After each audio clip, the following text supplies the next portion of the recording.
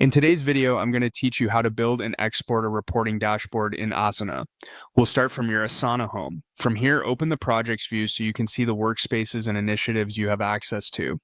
If you see projects in more than one place, use the main projects view in the sidebar to keep things simple. Now, select your sample project.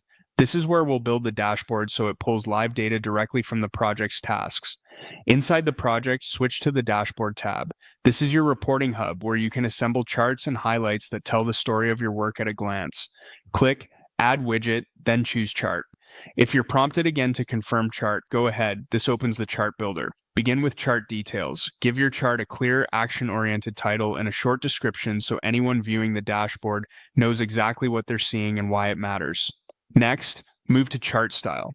Pick a style that best communicates your point: bar or column for comparisons, line for trends, or donut for composition. Keep readability in mind and favor simple, high contrast colors. Now open chart data. This is where your chart comes alive. Choose the metric and grouping that reflect your questions, such as tasks grouped by status, assignee, or due date.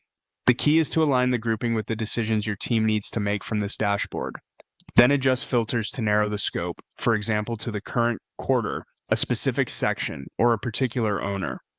If you experiment and decide not to apply a filter set, use cancel to back out cleanly without saving those changes.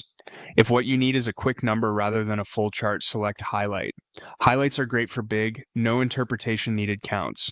Add total completed tasks to spotlight throughput. Add total incomplete tasks to show remaining work at a glance.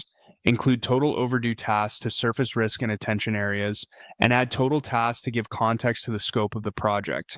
If you'd like to emphasize another top-line metric, choose highlight again and add it so the most critical numbers are always front and center.